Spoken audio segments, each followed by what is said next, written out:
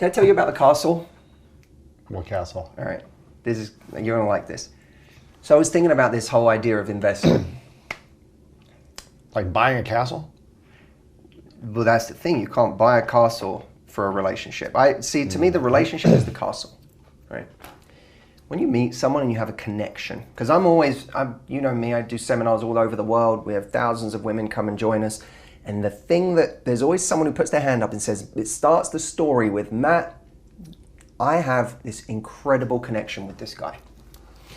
So they're already in a relationship? No. They're just dating? Often not. Yeah. Now I know we have a problem when someone's justifying whatever they're about to say next with what an incredible connection they have with someone. Mm-hmm. An incredible connection is like you meet someone, you connect, and you have a great plot of land.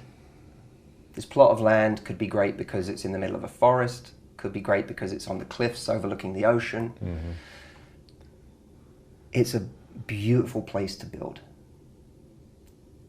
That's the connection. Still just a connection, but it's still just a plot of land. Right? Let's see it for what it is. It's potential. Yeah. Still just a plot of land. Now what you need is two builders. Two people who are going to build something here. And that requires two people who show up each day and lay brick after brick after brick after brick. And slowly but surely create a castle. Most people have the experience of someone who joins them on that plot of land and they both look at it and they're like, isn't this great? Look at the ocean. This is great. Look at the view we have here. Look at the trees. This is amazing. And they get real excited. Now, one of them might be willing to build. One of them might be a builder. The other one might just really like the potential of this plot of land. And then you have someone who's there building every day. They're doing the investment. I have the woman come to me who's building and a guy who's left the construction site. I don't know where he is. He's at home, he's binge watching his favorite show, he's he's looking at another plot of land, you know? And then 3 weeks later he calls in and says, he sends a text to her after 3 weeks of ghosting her or just disappearing or just patchy communication and says, thinking of you. That's a builder who started building, then left the building site for 3 weeks and called him from home and went, how's the castle going? Wow. Meanwhile, she's over there building the castle on her own. You can't build on your own. And the problem we have right now is there are too many people who value the connection instead of the castle. Castle is where it's at. Mm-hmm. And if you don't have a true builder who over time is going to build, that's what a relationship is, a castle. This is why love at first sight is bullshit to me. Doesn't work.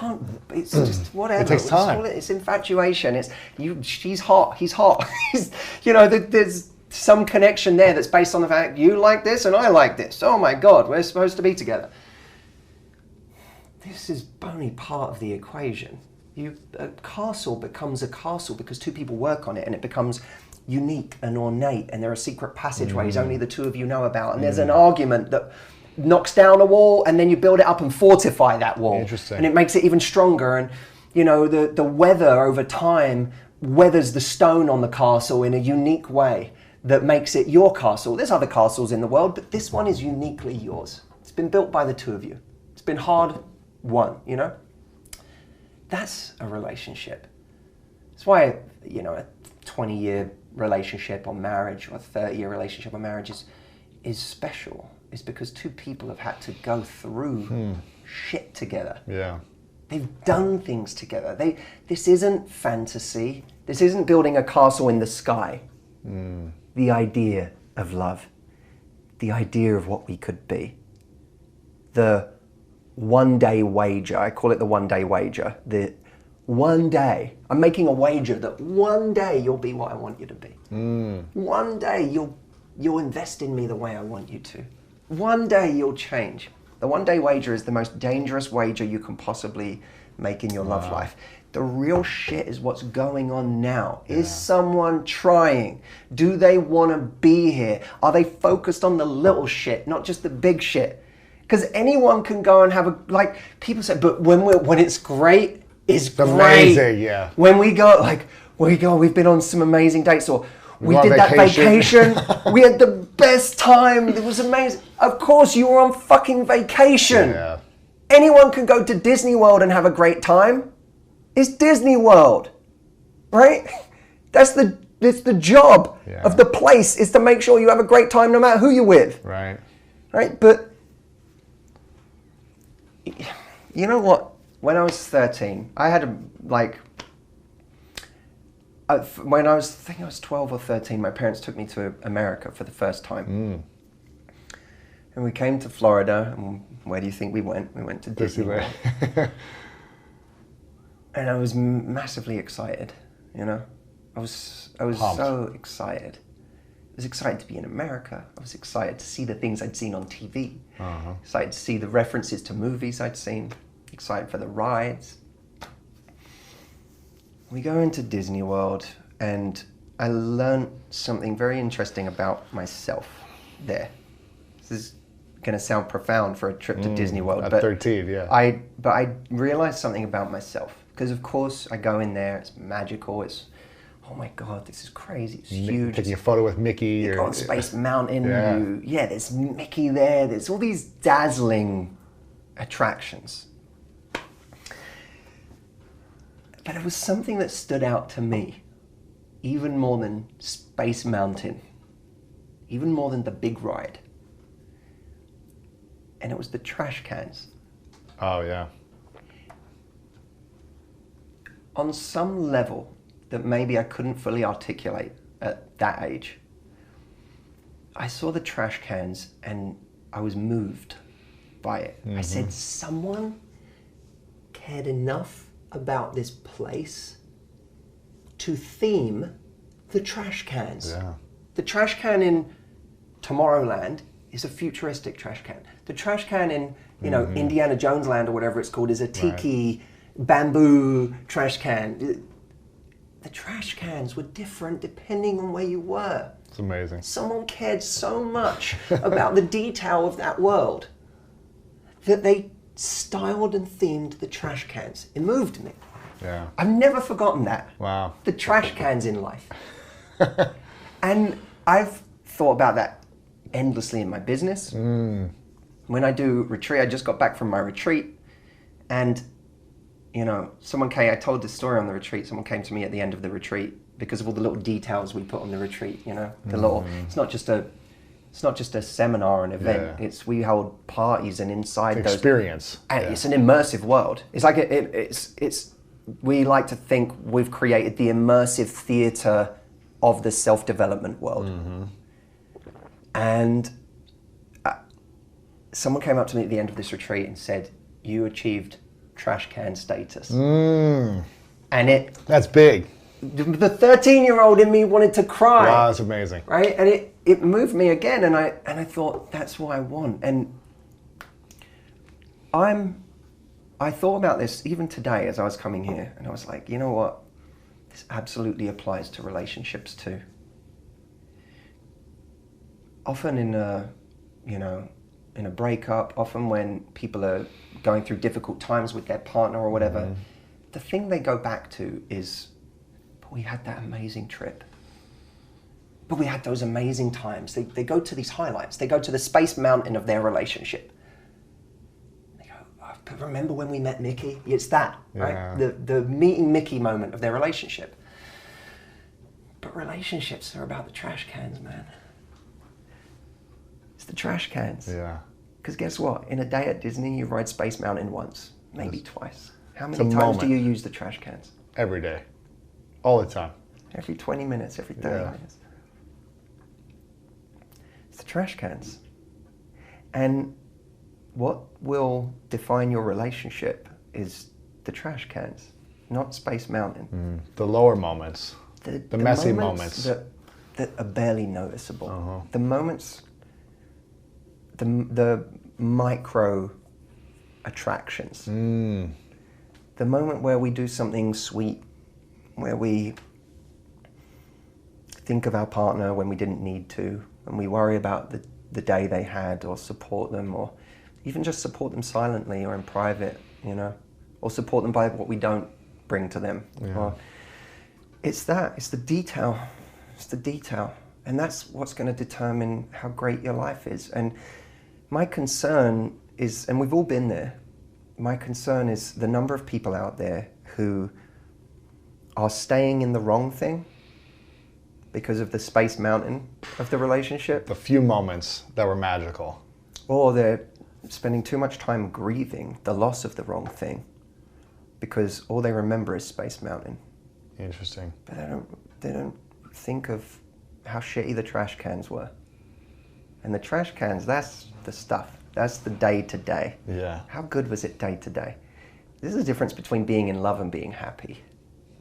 What is the difference between love and happiness? You can be in love and be really unhappy. Be suffering inside and be in love. You can be in love and be having a relationship that's causing you constant anxiety, constant heartache, constant pain, feeling overlooked, not feeling important. You can be in love and all of those things still be true. How crazy is that? We think that love is this thing where it's like, it's rational, like I'm going to be in love with this person who brings me joy. Not true. And we need to start worrying more about happiness. Because if someone isn't building with you, if someone isn't committing to actually building the castle with you, that's the quality of your life. Yeah. Not how in love you are. You might love certain things about them. You might have loved the date you went on. You might have loved the Space Mountain or certain characteristics they had. The sex was incredible. How charming they were. How charismatic. How whatever. It didn't. But maybe it doesn't mean that you're happy day to day. It's a big difference, right? When do you know? I love this analogy, and it made me want to ask you about when do you know you're ready for a committed, intimate relationship? When do you know you're ready for it, as opposed to you just feel alone and you want to have someone in your life? I guess when you're ready to build.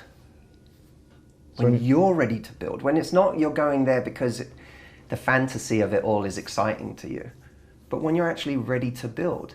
And that doesn't mean that you're not looking. See, the castle analogy is cool because when we were talking earlier about this idea of giving without expectation, well, you do expect something in a relationship, right? Yeah. It's overly simplistic. We do expect things. We expect respect, as loyalty, defined on whatever terms loyalty means to us. Yeah.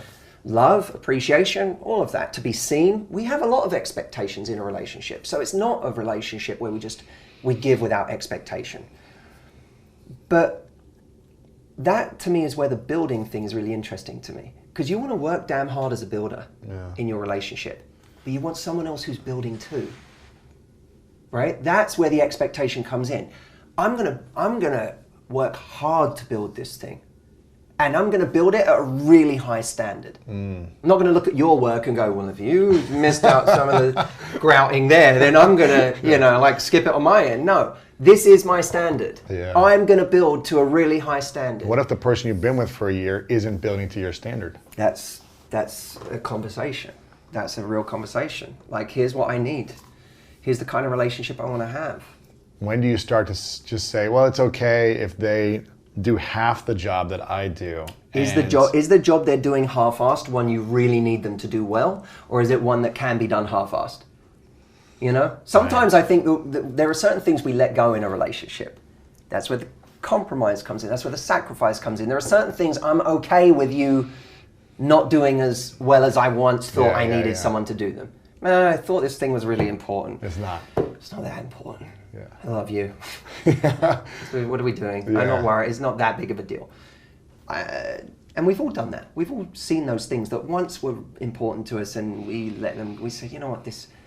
I was at an age where I thought that was really important, and it's no longer as important or significant as I made it. And then there are things that never stop being important, or they become more important. You know, the ability to communicate well. I think as you get older, those things become more important. Yeah. The ability for someone to have genuine empathy, the ability for someone in, let's say, an argument to not jump to saying a spiteful thing that's hard to then forget. Someone who doesn't try and do damage in an argument, but tries to build, tries to figure out Let's figure this out together. Yeah. We may both be hurt, but let's come to this in a loving way. When you're younger, you say shit that's just mean. Hurtful. Because you're hurt. Yeah. Right? And then you realize, oh God, 3 months later, they still remember that comment. Even though they said they forgot it. And they hold on to it. They still have that in their head. I'm not doing that again.